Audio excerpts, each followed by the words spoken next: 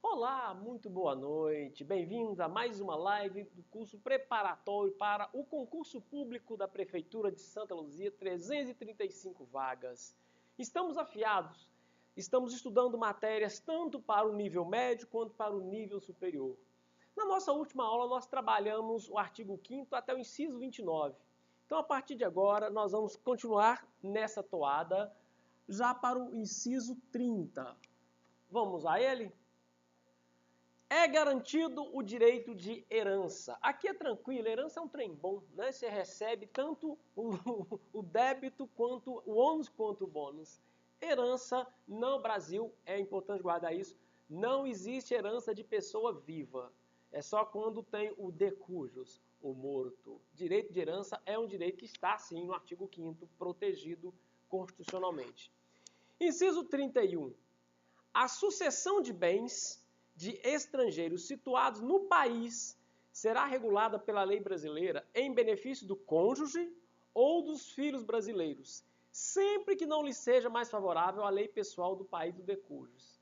Parece um trem que esquisito de ver, mas vamos melhorar isso aqui. Sucessão significa quando a pessoa morre, sucessão dos bens, tá certo? Então, não tem o inciso 30 da herança? O 31 vai falar o quê? De como vai se dar a distribuição desses bens. A ideia é a seguinte. Vamos supor que o sujeito tem uma brasileira que é casada com um cara na Arábia Saudita. E a lei da Arábia Saudita é prejudicial tanto à mulher quanto aos filhos. E o bem está onde? O bem está no Brasil. Não vocês notaram que o país aí está com letra maiúscula? Então, a ideia é o seguinte, a ideia do país usando a sua soberania para proteger o seu próprio povo. Então, o bem está situado em Copacabana, em Santa Luzia, não importa, no Brasil, e a lei lá da Arábia Saudita, no ano termo de sucessão, é prejudicial ao cônjuge, mulher ou esposo, esposa, enfim, né? E os filhos, o Brasil vai falar, se a lei não for favorável, nós vamos usar a lei do Brasil para a sucessão desse bem que está situado no Brasil. Então vamos ler o dispositivo de novo?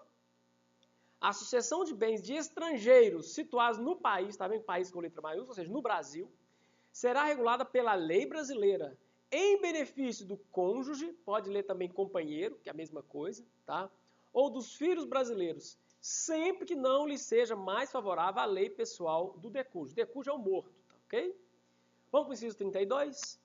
O Estado promoverá, na forma da lei, a defesa do consumidor. O direito do consumidor é um direito também protegido. A ideia é de que o consumidor está sempre em desvantagem em relação ao fornecedor, o cara que vende. Tá certo? Então, a lei, que é o Código de Defesa do Consumidor, a lei ou a proteção do consumidor está sim protegida também no artigo 5º da Constituição. 33. Todos têm direito de receber dos órgãos públicos informações de seu interesse particular ou de interesse coletivo ou geral que lhes são prestadas no prazo da lei, sob pena de responsabilidade, ressalvadas aquelas cujo sigilo seja imprescindível à segurança da sociedade e do Estado. Esse aqui é o famoso direito de informação. O que é o direito de informação? É fácil. O artigo 5º, inciso 33 vai dizer o seguinte, o Estado ele tem que me colocar a par do que está acontecendo. A ideia de transparência. Né? E olha a primeira parte, olha. Todos têm direito de receber dos órgãos públicos da União, do Estado e do município. Informação de seu interesse particular, eu quero saber sobre a minha vida do IPTU, a minha vida funcional, meu interesse particular. De interesse coletivo, ou minha categoria de servidores públicos, ou geral, como que está a questão da iluminação pública, ou seja, é um bem geral, né? Que serão prestados no prazo da lei. Pela lei, pessoal, a prefeitura, o Estado e a União têm 15 dias para te prestar essa informação. Ok? Sob pena de responsabilidade. Vem cá, mas é toda e qualquer informação que vai ser prestada? Não, meus amigos. Não é toda e qualquer informação, não. Imagina se for informação, eu quero saber as senhas das contas da prefeitura. Meu amigo, isso não tem não. Isso aí é o quê? É uma informação que o sigilo é imprescindível à segurança de quem, pessoal? Financeira do município, né? Ou então eu quero saber a trajetória da polícia que vai seguir. Não, tem a ver com segurança, então também não pode. Então, não é toda e qualquer informação. A regra é o direito de informação. Ressalvada aquelas informações que são imprescindíveis. Não é só para o Estado, não, vocês estão vendo? É tanto para a sociedade quanto para o Estado. Tranquilo? Inciso 34. São a todos assegurados, independentemente do pagamento de taxas. Cuidado em prova, eles adoram colocar aí dependendo de taxas. Ou só não vai dar para quem é pobre. Está errado. Gente, a Constituição não fez distinção. Ele vai dizer, são a todos assegurados, independente do pagamento de taxas. 1. O direito de petição aos poderes públicos em defesa dos direitos contra a ilegalidade ou abuso de poder. É o famoso direito de petição. Isso é lá do direito inglês. Qualquer cidadão pode chegar no poder público e fazer um requerimento. É o direito de petição. B. A obtenção de certidões em repartições públicas para a defesa de direitos e esclarecimento de situações de interesse individual. Eu sou professor municipal e aí eles me mandaram embora, me levaram para um processo administrativo, eu não sei como é que está a minha vida. O que eu faço? Eu vou lá e peço uma certidão. A certidão já diz, é para certificar a sua situação perante aquele órgão. Né? Então, a certidão é para interesse particular ou mesmo para interesse o quê? Desculpa. Obtenção de certidão de repartição para defesa de direitos e esclarecimento de situação de interesse pessoal. Neste caso, essa certidão, ela tem que dizer para que é. Tá certo? Então, só recapitulando. O inciso 33 é direito de informação. O inciso 34, a linha A, é o direito de petição. E o 34, a linha B, é direito de certidão. Ok? Tranquilo? Muito bem. 35. A lei não excluirá da apreciação do Poder Judiciário lesão ou ameaça a direito. Como eu sempre digo, para quem vai fazer um concurso de nível médio, basta guardem esse dispositivo. Eu sempre falo, não basta saber a matéria, tem que saber fazer o X no lugar certo. Eles adoram trocar essas palavrinhas. Eles colocam assim, o decreto não excluirá. Não, gente, é lei. Eu já expliquei para você a diferença de lei e decreto. Pega as nossas aulas anteriores. Não excluirá da apreciação do Poder Judiciário. Vocês não veem que o Poder Judiciário está com letra maiúscula aí? Lesão ou ameaça a direito. Lesão é que já lesionou, já aconteceu. Ameaça é que está prestes a acontecer. Então, se colocar assim, olha, a lei não excluirá da apreciação do judiciário somente se já houve lesão. Está errado. É tanto se já houve lesão, como está também prestes. É para isso que existe a tal da liminar. Ok? Para evitar esse dano. Tranquilo? É o que eles chamam de princípio da inafastabilidade do Poder Judiciário. Guarda isso. Princípio da inafastabilidade. O Poder Judiciário não pode se afastar quando existe lesão ou ameaça a direitos. Tranquilo? 36. A lei não prejudicará o direito adquirido, o ato jurídico perfeito e a coisa julgada. São 3 institutos que têm um nome. Se vocês for colocar assim, ó, o 36, princípio da segurança jurídica. Ô, gente, o Poder Judiciário ele serve para dirimir conflito. Imagina, se o Poder Judiciário dá uma sentença, já transitou em julgado, está tudo resolvido. Um ano depois o cara fala, mas eu quero dizer isso. Olha, meu amigo, coisa julgada. Coisa julgada é quando aquele conflito já está dirimido. Pá de cal, não se discute mais. Tá ok? Cuidado, para quem vai fazer o curso superior, eles falam assim, coisa julgada e coisa soberanamente julgada.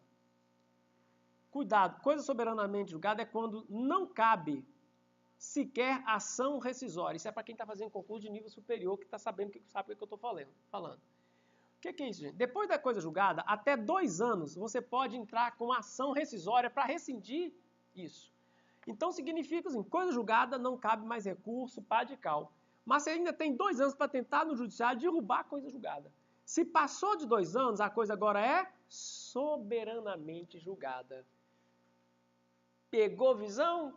Então, coisa julgada é quando não cabe mais discussão no âmbito judiciário, a coisa já está pacificada, pá de cal. Coisa soberanamente julgada é quando não cabe sequer ação rescisória. Beleza. Então, coisa julgada. Ato jurídico perfeito. Ato jurídico perfeito, pessoal, é digamos, é um brocardo, ou seja, é uma palavra em latim que fala tempus regit actu, ou seja, a coisa é regida pela lei da sua época. Vamos supor que há 10 anos atrás, para casar, bastava apertar a mão. Aí vem uma lei e fala assim, não, agora para casar tem que ter 10 testemunhos e tem que assinar um papel. Então quem casou apertando a mão há 10 anos atrás vai ter que casar de novo? Não. Já é um ato jurídico perfeito, ou seja, o ato se aperfeiçoou sobre a lei daquele tempo. Morreu Bahia. Quem está casado está, quem não casar só vai ser para os novos casamentos. Ok? Então, ato jurídico perfeito. O ato se aperfeiçoou sobre a lei daquela época. Tranquilo? E, por fim, direito adquirido. Direito adquirido, pessoal, é aquele que já integra o seu patrimônio. Mas eu ainda não exerci, não tem problema. Exemplo, Abraão, ele começou a trabalhar aos 8 anos de idade, quando podia trabalhar, e quando ele completou 44 anos, ele completou sobre as leis da época, ele já pode aposentar. Só que Abraãozinho está com 44 anos, novinho, ele fala, eu vou aposentar nada, vou continuar trabalhando. E ele continua trabalhando até os 60 anos. Só que quando ele inteira 45 anos, muda a lei. Detalhe, presta atenção. O Abraão já tinha direito de aposentar, ele continua trabalhando. Quando ele for pedir aposentadoria sobre a lei nova, é essa que vai vigorar ou a lei antiga? A lei antiga, porque ele já tem direito adquirido. Ou seja, a aposentadoria já integrava o patrimônio dele. A lei ali só aplica a novos casos, não ao caso dele. Tranquilo? Direito adquirido. Próximo, 37. Apaguei a bagunça ali, apaguei. 37. Não haverá juízo ou tribunal de exceção. Juízo ou tribunal de exceção é o nome que eles dizem, pessoal, quando você não está no estado de direito e você pratica um ato, aí o que acontece? Eles criam um tribunal para te julgar. O macete é sempre o seguinte, tribunal ou juiz de exceção é aquele que é criado depois do fato. Isso acontece muito nas guerras. Na Segunda Guerra Mundial, eles criaram o Tribunal de Nuremberg para julgar os nazistas. Aquele foi um tribunal de exceção. É um tribunal que foi criado depois do fato. A nossa Constituição não admite isso. É mais ou menos o seguinte, o sujeito assassinou 100 pessoas. Nossa, terrível. Aí o que acontece? O STF, estou fazendo uma aberração, mas o STF manda criar um juiz só para julgar, um tribunal só para julgar esse cara. É um tribunal juiz de exceção. Por quê? Porque ele foi criado depois do fato. Então, juízo de exceção é juízo ou tribunal criado após o fato. Isso não pode acontecer. Ok? Próximo, 38. É reconhecida a instituição do júri com a organização que lidera a lei assegurados a plenitude de defesa, b, o sigilo das votações, c, a soberania dos vereditos, d, a competência para julgamento de crimes dolosos contra a vida. Vamos devagar agora. Primeira coisa, o Tribunal do Júri, ele existe no Brasil desde o Império. E o Tribunal do Júri, pessoal, ao invés de ser, isso é muito importante, o Tribunal do Júri é um tribunal popular. Ele é escolhido pela comunidade. E eles vão sentenciar se o sujeito é o quê? É inocente ou é culpado. Ainda, o que o Tribunal de Júris tem resguardado constitucionalmente? Letra A, plenitude de defesa. Eu lembro, o Dr. Zé Maria, ele está vivo até hoje. Na minha época, quando eu comecei na advocacia em Santa Luzia, era muito legal, porque eu fazia também júri, e eu fiz uns 4 ou 5 júris. Por quê? Porque não tinha muito advogado em Santa Luzia. Hoje tem muito advogado, mas não tinha muito advogado. Então a gente era sorteado pela OAB para fazer júri. E o doutor Zé Maria, eu amava os júris do doutor Zé Maria, está vivo até hoje, encontrei ele no Rotary esses dias. E é muito legal que ele ia para aqueles cantos, falava uns negócios, não tem nada a ver com o que está falando. De repente ele absolvia o povo, fazia o povo chorar. Porque esse coitado aí, a mãe dele está internada, não sei das quantas, tal. E o povo, o homem tinha manha, tá certo? Plenitude de defesa, tá certo? Então, não tem, isso aqui não tá. Plenitude de defesa. Mas o cara tem que ter o advogado deitando no chão. Não exagera, não. Tá certo? Plenitude de defesa. Todas as defesas resguardadas em direitos são possíveis ali. B, sigilo das votações. Cuidado, o Tribunal do Júri no Brasil é diferente do Tribunal do Júri nos Estados Unidos. Você vê que esse americano, aí eles vão para uma sala e decidem, eu acho que é culpado. Não existe isso, não. Meus amigos, o tribunal do júri, os jurados recebem uma senha de sim e uma de não. Um oficial de justiça sai colhendo o sim, o outro sai colhendo o não. Não pode saber a votação. Por isso, um jurado não pode saber que o outro votou. Porque se souber, quebra o júri, quebra o sigilo. E aí tem que julgar tudo de novo. Tá certo? Então, cuidado com essa palavra sigilo das votações, se lembrar de filme americano e marcar o trem da errado. Cuidado, o júri no Brasil é completamente diferente do júri dos Estados Unidos. Tranquilo? B. Soberania dos vereditos. Pessoal, o tribunal do júri, uma vez julgado o réu, o tribunal lá em cima, quando recorrer, ele só pode cassar e mandar julgar de novo. Ele não pode substituir, porque o júri é soberano, igual a Câmara dos Vereadores. Muito bem. D. Competência para os julgamentos de crimes dolosos contra a vida. Eu vou marcar isso aqui, ó. Crimes dolosos contra a vida. Cuidado que na prova eles colocam assim, ó. Infrações. Tá errado, porque infrações é tanto crime quanto a contravenção. Então, contravenção não entra, é crime. Tá? Segundo, dolosos, eles podem colocar assim, culposos. Não, crime culposo não, nem contravenção. Ou eles colocar assim, ó, contra o patrimônio. Também está errado. Então, eles amam na prova mudar um desses três aqui. Crimes eles colocam contravenção ou infração. Dolosos eles colocam culposos. Ou contra a vida eles colocam patrimônio. Tá certo? Então, pessoal, tomem cuidado com isso. Esse dispositivo é super caidor. O tribunal do júri é resguardado, então, plenitude de defesa, sigilo das votações, soberania dos veredictos. E ele julga qualquer crime? Não. Só os crimes dolosos contra a vida. Não esqueçam disso. Próximo. 39. Deixa eu apagar a minha bagunça. Inciso 39. Não há crime sem lei anterior que o defina, nem pena sem prévia cominação legal. Esse é o famoso princípio da legalidade. Por exemplo, hoje, cuspir no chão é crime? Não, é nojento, mas é crime? Não. Agora vem uma lei amanhã e fala, cuspir no chão, pena de 1 a 5 anos. Só vai valer para quem cuspir dali para frente. Não, hoje a aula tá eca, né? Eca danado. E quem cuspiu antes? Não, meu filho. Né? Crime, era atípico. Então, princípio da legalidade. Não há crime sem lei anterior que o define. Tem que vir uma lei para dizer, ó, isso é crime. Nem pena sem a prévia cominação legal. Então, tanto o fato, matar alguém, pena de 6 a 12 anos. Então, isso tem que ser antes do fato. Tranquilo? 40. A lei penal não retroagirá, salvo para beneficiar o réu.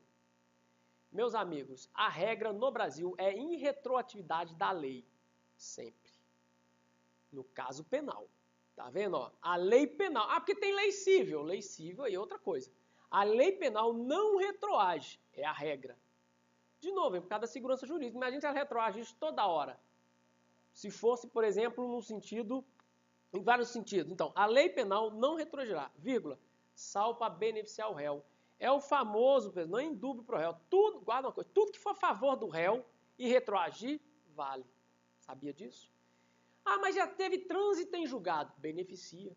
Então, mesmo que tenha trânsito, já tinha pacificado, mas me dá um exemplo, então, de uma lei penal que beneficia o réu. Simples. Vamos supor, estou chutando, tráfico de drogas no Brasil era 20 anos. O sujeito foi condenado a 20 anos, porque a lei dizia pena de 20 anos e foi condenado a pena máxima. Aí está cumprindo a pena. 2 anos depois, o Congresso Nacional aprova e o presidente sanciona a lei e fala, não, agora o crime de tráfico de drogas, a pena máxima é de 10 anos. E o sujeito está lá no chilindró, já transitou em julgado. Beneficia? Sim, a pena dele vai cair pela metade, mesmo que já tenha transitado em julgado. Por quê? É uma lei penal que beneficia ele? Sim, então retroage. Matou a charada? Podemos prosseguir? Vamos lá. 41. A lei punirá qualquer discriminação atentatória dos direitos e liberdades fundamentais. Então, a lei, não é o decreto, cuidado com isso, punirá qualquer discriminação. O que é discriminação? É tratar pessoas iguais de forma desigual. Lembra quando eu falei para vocês que igualdade é tratar os iguais de forma igual e os desiguais de forma desigual? Discriminação é quando você tratar alguém igual de forma diferente. Está discriminando. Atentatória aos direitos e liberdades fundamentais. Não errem isso, tá? 42. A prática do racismo constitui crime inafiançável e imprescritível, sujeito à pena de reclusão nos termos da lei. Vamos devagar. Racismo é diferente de injúria racial. Injúria racial é quando é voltada para a pessoa, subjetivamente, o que eu sinto de mim mesmo. Racismo, pessoal, é quando atinge uma coletividade. Matar a charada. Se eu estiver falando, isso é muito comum nos jogos de futebol, fulano foi chamado de macaco. Aquilo é racismo ou é injúria? Aquilo é injúria racial, porque está chamando a pessoa, o indivíduo. Aí eu falo assim, os judeus são não sei. Opa, está falando de uma coletividade? Isso é racismo. Então, racismo é quando atinge uma coletividade. Injúria racial é quando atinge o indivíduo. Tranquilo? Então, na prova, você pode colocar assim, a prática da injúria racial é diferente de racismo. Constitui crime inafiançável. O nome já diz tudo, gente. Inafiançável é que não cabe fiança. Fiança é quando você comete um crime e você é preso em flagrante e para sair dali você paga o valor. No racismo não cabe isso. Imprescritível. Guarda essa palavra, pessoal. Prescrição. Guardem isso no direito. Isso vale para tudo. O macete é o seguinte. O direito não acode àqueles que dormem. Estou contando a piada. A mulher matou o cara machadado. O cara estava dormindo no sofá assim. Batia na mulher e ia dormir cachaçado. A mulher foi lá e meteu o machado na cabeça dele. Qual que foi a tese do júri? O direito não acode àqueles que dormem. Não, não é isso não. Pessoal, o direito não acode àqueles que dormem, porque é o seguinte, a ideia de estabilidade das relações, tudo tem um prazo. Você sabia que se alguém cometer um crime hoje, o Estado tem um prazo para julgar aquela pessoa? A mesma coisa, vamos no âmbito civil. Alguém está me devendo, quanto tempo eu tenho para acionar aquela pessoa? Geralmente eu tenho 3 anos. O Estado bateu, o Estado está me devendo um dinheiro, eu tenho que propor uma ação contra a prefeitura, na verdade, contra o município. Quanto tempo eu tenho? Eu tenho 5 anos. Prescrever significa um prazo para você usar aquele direito. Depois daquele prazo, houve uma prescrição. Eu vou falar assim no geral, porque tem prescrição e decadência, não quero entrar nisso. Tá certo? Porque prescrição é a perda de um direito subjetivo. Decadência é a perda de um direito de você encurralar uma pessoa. Mas eles não vão cobrar isso na prova. Guarda isso. Prescrição significa que tudo tem prazo. Quando fala imprescritível, significa que não tem prazo. Pode ser a qualquer tempo. Então vamos ler agora o dispositivo, agora que está entendido? A prática do racismo, não é injúria racial, constitui-se crime inafiançável, ou seja, não cabe fiança, imprescritível, ou seja, não tem prazo. Sujeito à pena de reclusão, cuidado que na prova eles colocam assim, detenção, vai estar errado, tá? Nos termos da lei. Tranquilo? Próximo. 42. 43, na verdade, né? 43. A lei considerará crime inafiançável, insuscetível de graça ou anistia a prática de tortura, o tráfico ilícito de entorpecentes e drogas afins, o terrorismo e os definidos como crimes hediondos, por eles respondendo os mandantes, os executores e os que podendo evitá-los se omitirem. Vamos devagar. Esses são os crimes hediondos e os equiparados a hediondos. Onde estão os crimes hediondos? Estão na Constituição. E os equiparados a hediondos? Estão na lei dos crimes hediondos. Quais são os crimes hediondos? Eles estão na Constituição. Tortura, tráfico e terrorismo. Lembra dos 3 T's? Macete. Os crimes hediondos. Os crimes hediondos estão na Constituição. Crimes hediondos são os 3 T's. Terrorismo, tortura e tráfico de drogas. Os 3 T's. Só que você tem os crimes equiparados a hediondos. Equiparados a hediondos estão na lei.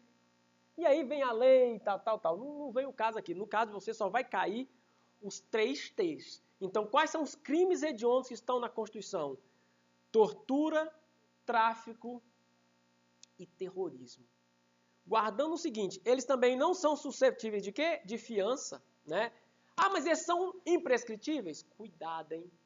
Cuidado que eles misturam o racismo, tá, com isso aqui. Não, o racismo ele é tanto imprescritível como inafiançável. Os crimes hediondos, eles só são o quê? Inafiançáveis. É outro macetezinho aí. Vamos ler o dispositivo para a gente passar para frente? Olha aí. A lei considerará crimes inafiançáveis, insuscetíveis de graça. Graça não é sua vizinha. Ah, graça tá ali. Não. Graça é como se fosse, entre aspas, né? Umas regalias. Não é um perdão, não, mas regalias. Insuscetíveis de graça ou anistia. O que é anistia? É o esquecimento. Ou anistia, a prática da tortura, o tráfico ilícito de entorpecente, drogas afins, o terrorismo. E os definidos como crimes hediondos, por eles respondendo os mandantes, os executores e os que, podendo evitá-los, se omitirem. Tranquilo?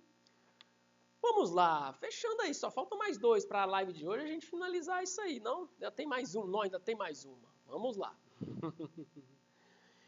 Constitui-se crime inafiançável e imprescritível a ação de grupos armados, civis ou militares, contra a ordem constitucional e o Estado democrático. O que eu quero chamar a atenção de vocês aqui? Vamos fazer uma junção do que a gente viu até agora? Quais são os crimes que são tanto inafiançáveis e, ao mesmo tempo, imprescritíveis? Os 2. O racismo e a ação de grupos armados. Eles são tanto um quanto o outro. Os crimes hediondos, os 3 T's, eles só são apenas o quê? Inafiançáveis. E eles são sem graça, não é isso? Não tem graça, não. E sem anistia. Tranquilo? Então, esses são os 3 T's, que não tem nada a ver com racismo e ação de grupos armados, que além de inafiançáveis, eles são imprescritíveis. Não corre prazo, ok? E detalhe, é grupos armados tanto civis quanto militares.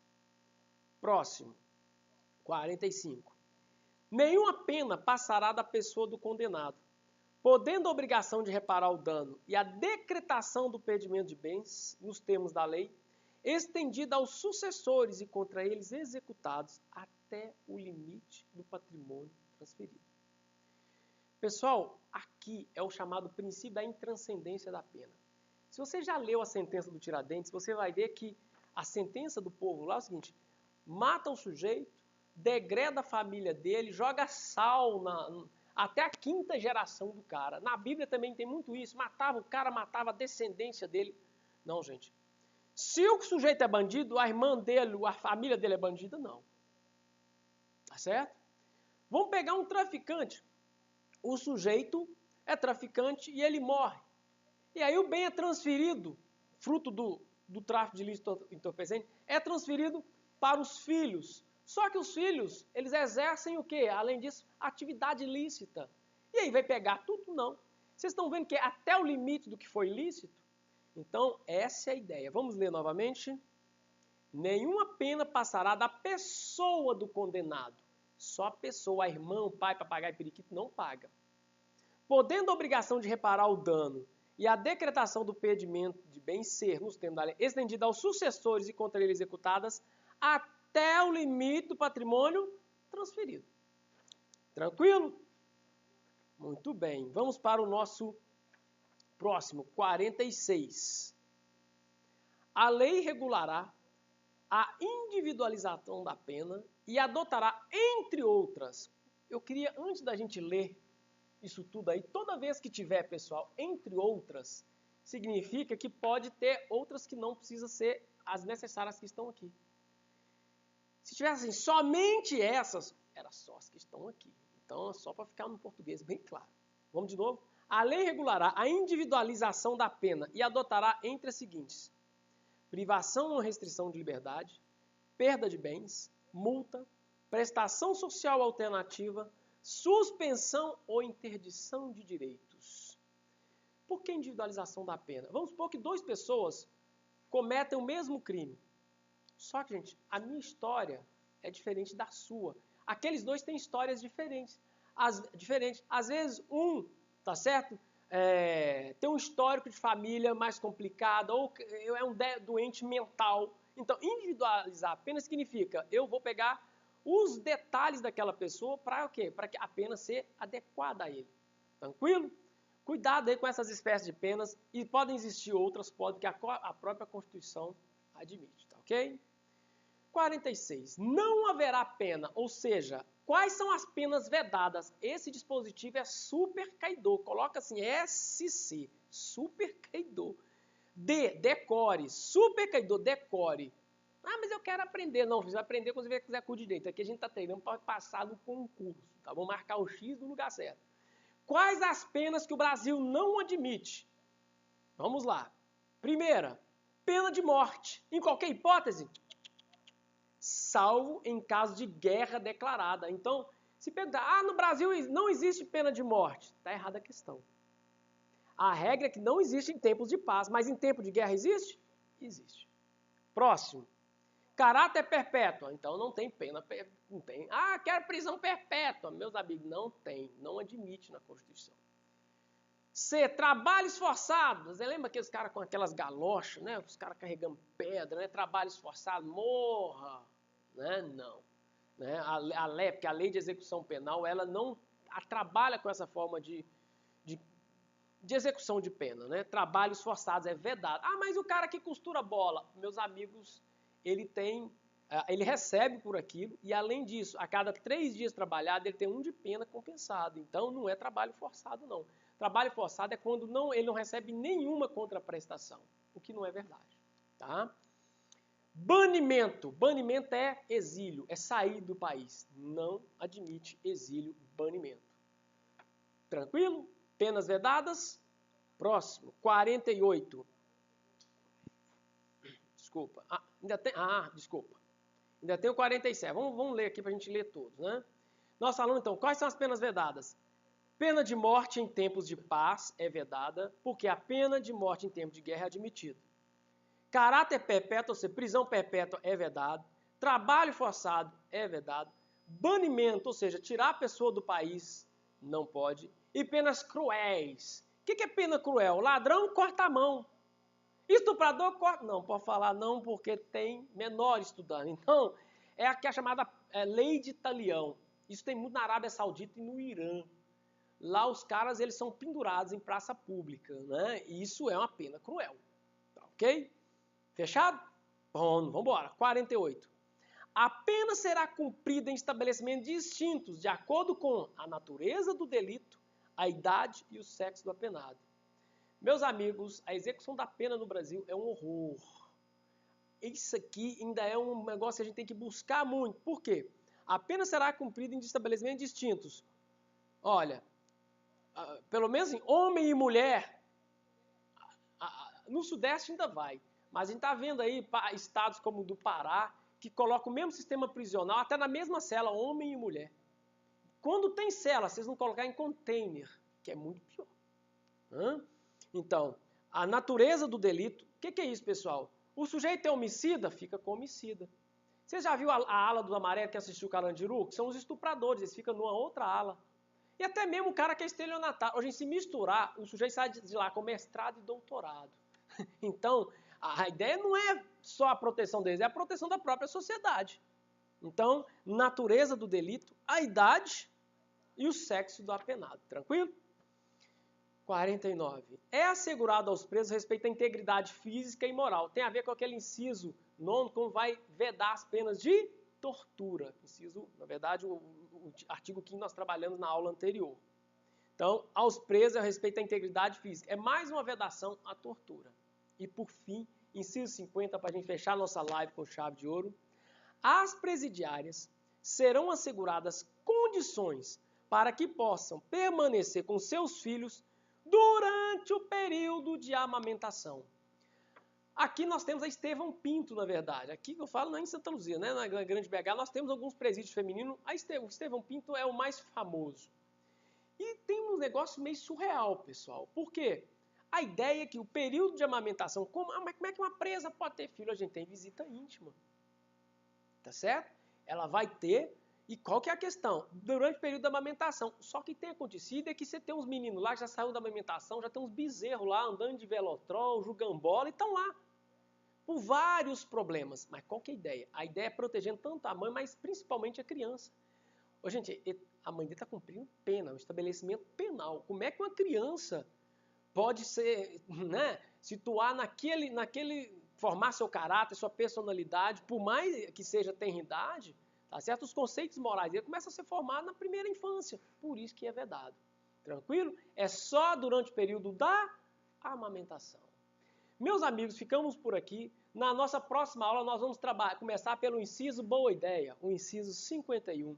Deixe aqui seus comentários sobre a questão da retificação. Vou falar logo em seguida, tá? Assim que eu tiver a confirmação. Um grande abraço para vocês e até uma próxima.